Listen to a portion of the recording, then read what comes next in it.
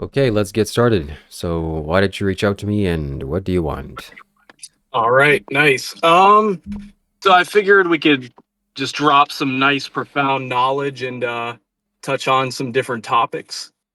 Sure, would you mind turning your camera horizontally so the viewers can see you better? Yeah. Oh man, that sucks. So I can't like go between notes and the camera on my phone. Okay, no problem. Keep it vertically if you want. Gotcha. Uh, so when I do this, can you still see me or no? I can see you, yes. Okay, cool. So, All tell right. us. Yeah.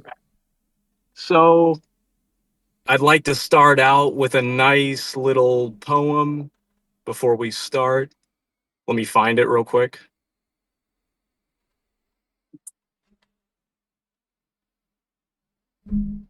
Okay, yeah, here we go.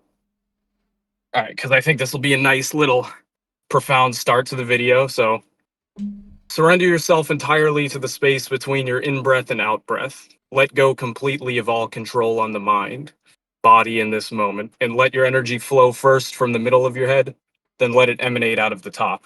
You are the entire ocean in a single drop. Nice. Very nice. It keeps falling. Thank you, thank you. All right. Why is it getting out of this? Here we go. All right, cool. Okay, yeah. So might as well just start out with something super controversial, piss off a lot of people. All right, here we go.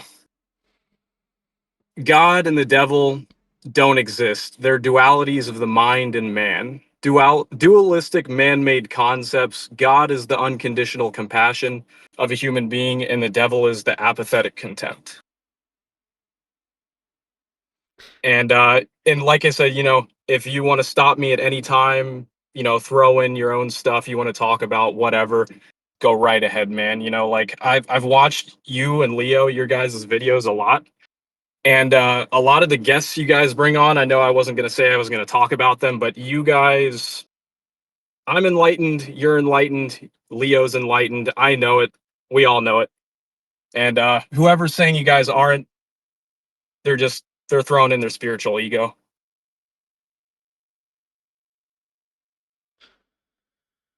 Okay, get everything off your chest. What else do you want to say or talk about?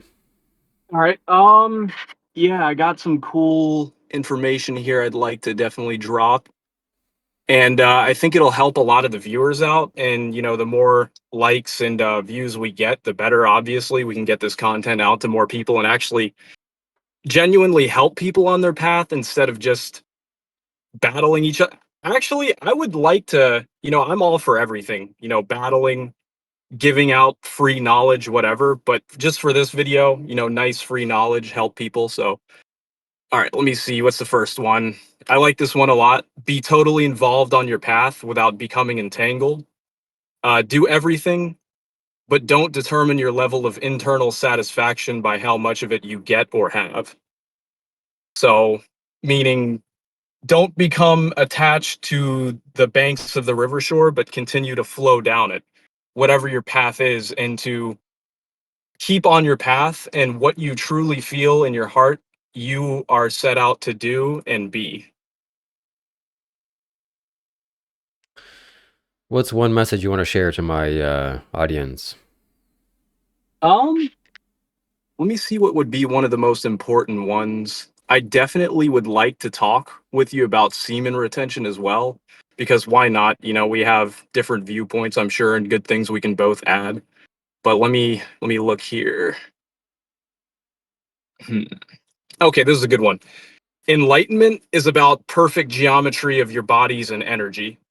Once it's like this, there is no need specifically for disciplines or techniques, but it's definitely possible to fall back into toxic patterns after awakening, say Kundalini energy, your crown chakra, all that kind of stuff, and people can adopt a spiritual ego and without taking, the necessary steps and having the necessary experience to be able to impart knowledge and true insight onto people, they will fall back into their patterns and habits and expect others to believe in them when they're not even showing it in themselves. So it's a very contradictory, but it's not the person who awakened. It's an unconscious thing. It is their fault, but it's an unconscious fault because they have awakened a particular energy, they have true experience and knowledge, but they haven't integrated it fully to the point where they're able to keep it consistent along their path, if that makes sense. Tell me about semen retention. Yeah, so here, let me scroll down to that. Yeah. And by the way, man, yeah, I'd definitely like to do more videos where we're all in the chat, different people talking about different things and whatever comes up, get wavy, get psychedelic. Okay, yeah, yeah, yeah, this is a good one. So, in my opinion, I feel like your body naturally does brahmacharya being semen retention. It'll naturally do it if you aren't hell bent on thinking about sex all the time, or just you're surrendering to what is in the present moment, and you're not transfixed. And when you eventually find a suitable mate, whether you're a player or you just want to be in a relationship, whatever it is, you release like a normal human being. And also, like, I've noticed that a lot of people tend to correlate sexual energy with prana or kundalini, but in reality, when you release semen, it's actually a good thing scientifically for your body. It boosts testosterone, endorphins, it lowers cortisol, stress hormone. It does a lot of different things for you. But people think by holding on to semen, they're actually able to elevate their energy through their chakras and experience more profound spiritual moments in their life, and just more profoundness in general. But it, in my experience, I don't find that to be true. I find that it's an entirely different thing all on its own. Just surrendering, letting the energy flow naturally has a lot to do with eating, healthy eating, cardio, introspection, um, and obviously no, non-thought. And we have ki, or what is it? Yeah, we have jing, ki, and shen. We have jing, which is the food that we integrate into our body. So vegetables, eggs, beef, cheese, peanut butter, a lot of different things. All the healthy foods will obviously make your energy more sattvic. All the lower foods like sweets and processed foods and things you can get at the drive-through will obviously make it more tamasic. And some foods that are spicy and what is it, salty and things like that will make your energy more rajasic, being more ego driven. You have a strong desire to go out and do. But with the key, that's the prana. You're a etheric element, space element. And if you don't have enough jing when you try to utilize ki through breath work or whatever it is, meditation, you can't build off of it without enough jing, proper jing. So if you're trying to utilize ki, but you're very tamasic or rajasic in nature, it's just going to exacerbate those states that you're already in.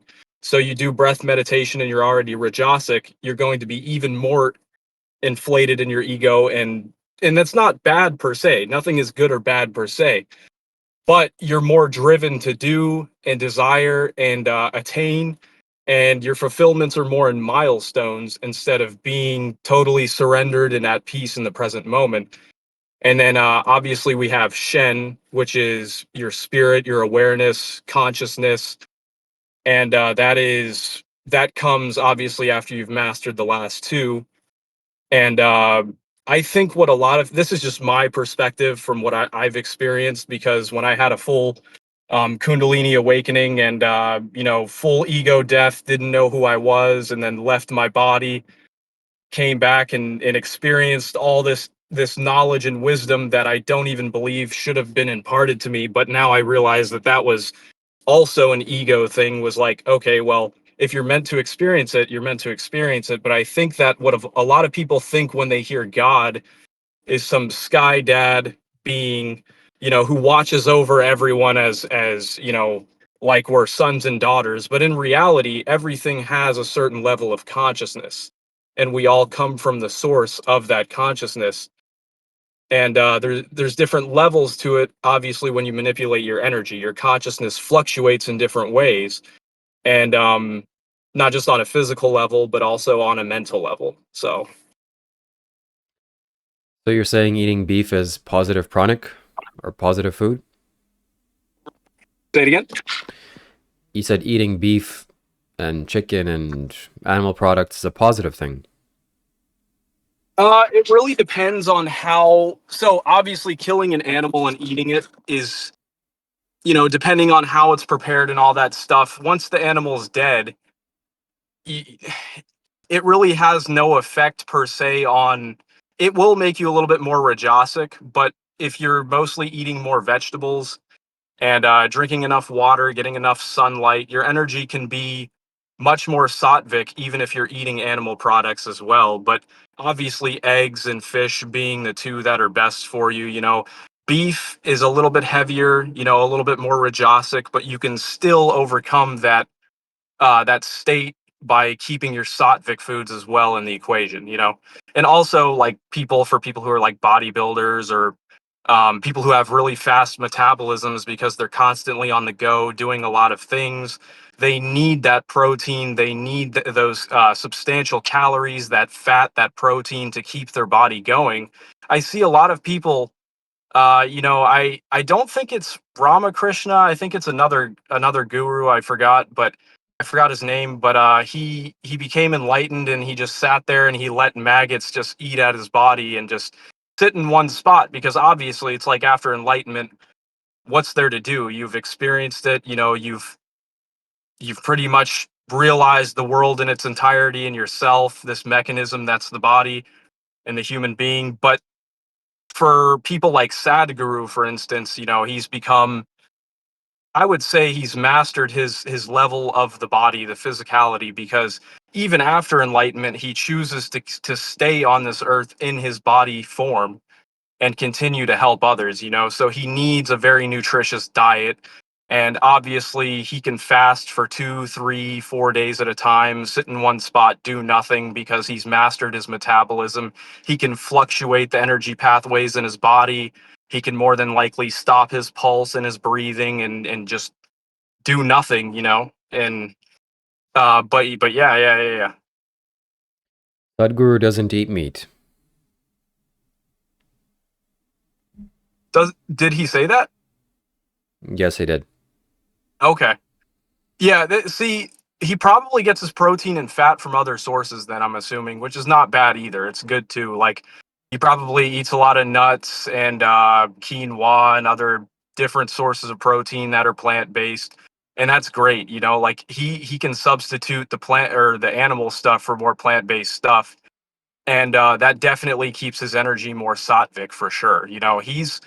I found Sadhguru after I had an awakening. I didn't know who he was. I didn't know anything about him. And then I found his stuff a couple months after I had my awakening and I was like, yeah, this guy gets it. He's legit. And people who are calling him a charlatan and a fake guru, well, take a look at it from his point of view. If he's going to run these ashrams and all these places and do all this stuff for these people and save the soil and do all these things, he needs a substantial source of income. That's it's just impossible to do that without income. And he's not a charlatan because he's made a good business off of spirituality and helping others. That doesn't make him a charlatan, but people get that confused for him being all about money, when in reality, this is a man who, if you stripped him of every last thing he had, he would jump for joy. If he had no food and he was in the jungle just sitting there peaceful, he'd find a way. It's no skin off his back, for example, if he had nothing or everything. So why don't you eat the same diet as Sadhguru eats? I like to fall back into Rajasic tendencies sometimes, but also I do the bodybuilding as well. So I need to keep. I find that also some diets work better for others than others. Like, because me, for example, I've done DNA testing and things, and I have a very Norwegian heritage, very Nordic background, and you know, eating a lot of cheese and fish and eggs. Those are like the, peanut butter. Those are the best sources, I would say. Beef is heavy, man. Like beef, I will eat beef sometimes for sure. But when I'm trying to keep my energy a lot more sattvic and raise my energy so I can experience the samadhis and whatever else, I will definitely eat more like eggs and vegetables for sure. But like when I'm in like competition mode, like go mode, like I'm trying to accomplish something, and not out of ego or anything, but just because it's like, what else is there to do? I'll eat more like rajasic kind of foods. So I do know. So there are vegan bodybuilders that do the same thing, maybe even better. Why don't you follow them and eat like they do? uh, yeah, so the thing about them is they're fine. Like I said before, they're finding their protein and their fat in other sources, which is perfect for them. Like they don't have to eat beef. They probably don't even have to eat eggs or cheese or any of that stuff. Nothing that comes from a cow or is of a cow or whatever else. And they're able to make that fit in their macros and micros, and they're able to keep their body weight up and keep their nutrition on a stable level. It's also vitamins in the food as well. So I guess that answers that. I So don't think you, it's I don't think it's better or worse. I think it just depends. well, isn't it better for the cow? Yeah, for sure. Like if you take another life, no matter if it's a human beings or an animal, you're gonna cause some kind of suffering to that entity. And whether that's good or bad, it's really not for human beings to decide, because we're also a piece of life. And we're not the devil and we're not God, just man-made concepts. We're just a piece of life. We evolved to scavenge and hunt, and a lot of our nutrition essence went way down when we started to farm and grow crops and eat more bread kind of products and grains. um and yeah. So it's okay to kill cows. uh I mean, it's not right or wrong, it just is, if that makes sense. Like, if, say, you're out in the middle of nowhere, and there's just grass and a cow, and you can't survive off of eating grass unless you, what is it, you have to process it in a certain way, and you have no way to do that. It's much better to kill the cow to keep yourself alive. I would say from an evolutionary standpoint, it's much better to do that, to keep yourself alive. But at the same time, there's people who are enlightened, and they're okay with their body just dying, and then their energy spreads out and they go elsewhere. It depends on you, I'd say. Do you have to kill cows today to keep yourself alive? Definitely not. No, you can eat eggs. Eggs, and you don't even have to kill fish. Eggs are perfect, man. Like, eggs are one of the best foods to A, stop killing animals, and B, profit off of the nutrient essence in the food without harming another life, which I think is much more noble, and I revere that a lot more. But my thing is this too. It's like, look, if they're killing cows, I have no way to stop that as a single human being. And whatever's on the market, I'm just gonna eat it. Well, Whatever's, you're paying for it. yeah, You're paying for it to happen. yeah, yeah, yep. It's definitely not good. America is not economically. A lot of things do not make sense. I agree. So are you gonna stop paying for beef? No, I'm gonna keep paying for it. But I mean, here's the thing: they have to. No, like I said, me as one single person, we would need to get groups of people gathered, millions of people, and then even if they sent in letters to Congress or the government or whoever to stop all this nonsense, it's not gonna stop.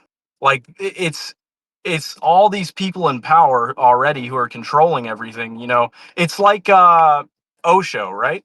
Osho, he created a very good community, and he was preaching about all the right things, you know, taking down all the groups in power, and reassimilating everything in a more proper way for all forms of life.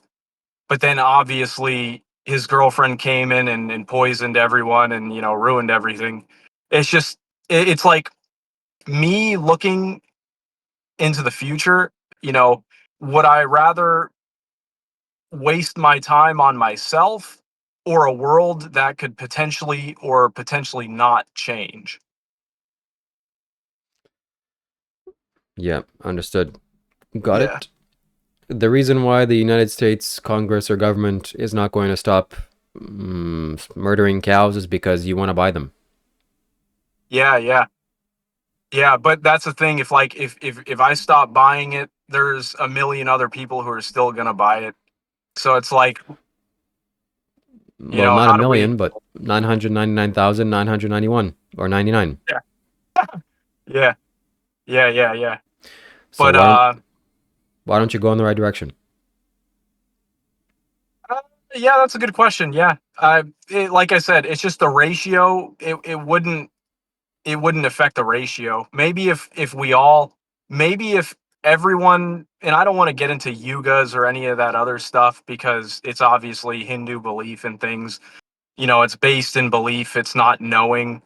But if we take into an example of like a yuga coming into play where everyone is on the same page and the same spiritual frequency, I think that's definitely a possibility, and I would like that a lot more, man. Like I would, and there's a time in the past where I was strictly just eating eggs and vegetables and fasting, just getting sunlight, and yeah, I agree with you, man. Like I think if we all go in the right direction, there's a possibility for true change, but it's all these power structures that are stopping it from happening, and it's a big problem because we have to either decide that capitalism, this capitalist version of society, is working or not.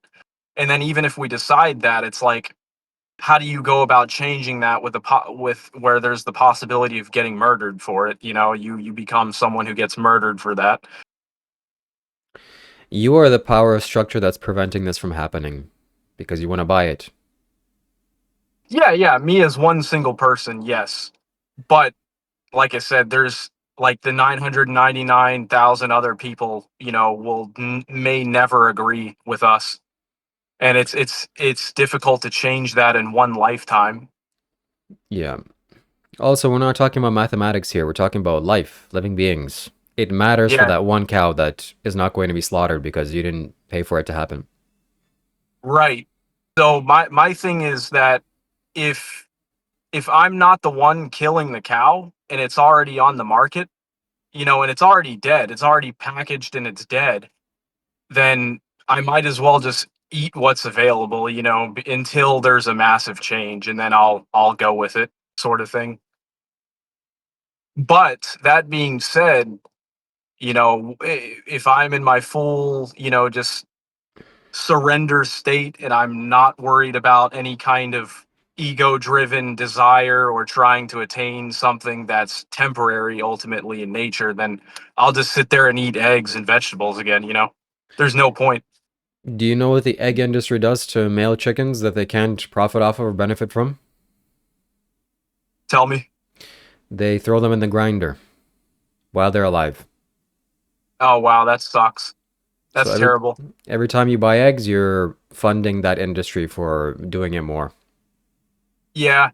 Yeah, it'd definitely be better, man, to like farm and you know, grow our own stuff. And the problem is the monetary system, you know, everything is money driven, and we're not being looked at as we are not being looked at as pieces of life. We're being looked at as numbers in a system that keeps it going.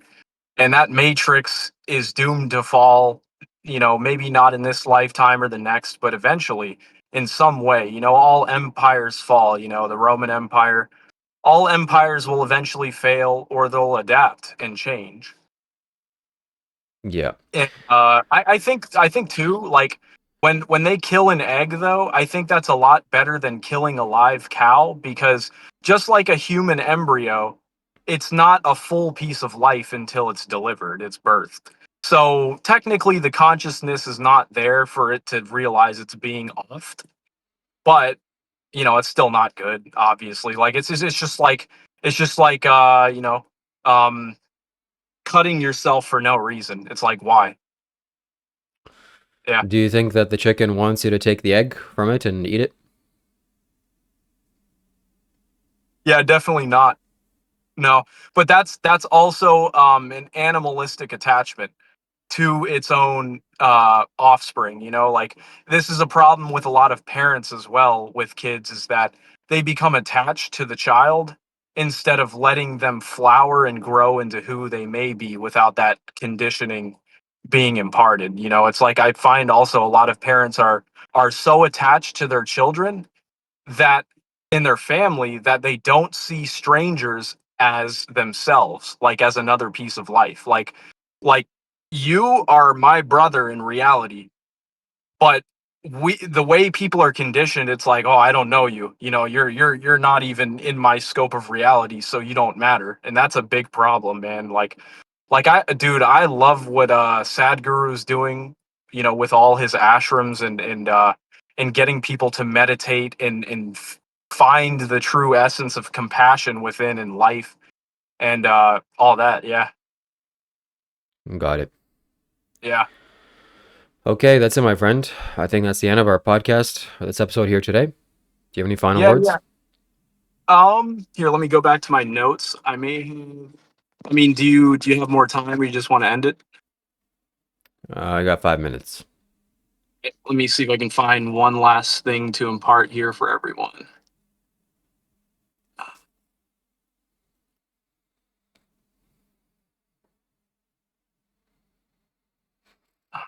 Oh yeah, this is let me see, let me see.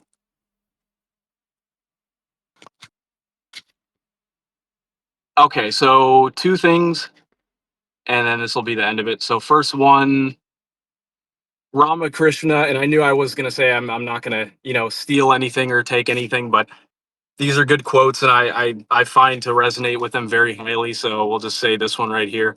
Ramakrishna tells very beautifully, even celibacy is a lot more easy, but controlling the tongue is a real tapas. It is not a joke to not eat or chew solid food. That is the main thing taken away from you. The job of grinding from the intestines is taken away. The animalistic lust, fear patterns, much of these patterns lose their control over you. The samyama brings the auspiciousness for so many possibilities are awakened. And then Okay. I got one last thing. Here, let me decide between this one or that. Okay, yeah, yeah, yeah.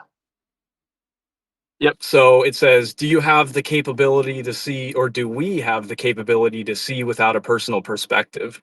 Identifying how something or someone is with your own personal perspective requires personal bias and only stirs judgment within us. To see without a perspective requires unyielding equanimity, compassion, and open-minded possibility. And then I would also say being a seeker extends beyond moral concept and codes. It's about finding the inherent truth in life, both mentally and physically. For example, there are many yogis who have understood this mind and body so extensively that they were able to prolong their lives by 200 or 300 years and impact many other lives in the process. To plunge into a samadhi and consecrate the body through various means, breaking through the mental aspect is actually the first step to awakening. The physical body may take a lifetime to understand in its entirety. The end of suffering is when these cells burst in ecstasy because you're clear on both mind and body. If you're only clear on mind, the body will continue with its complications. If you're clear on the body, you will eventually accumulate so much suffering that you may have no choice but to awaken. Surrender for mind and intelligence for body. Understood. Thank you very much for joining us here today. Yep. Absolutely, my friend. Good meeting you again, Shiva, and hopefully we have more people on the next one. Absolutely. Bye. Awesome. Take care, my friend.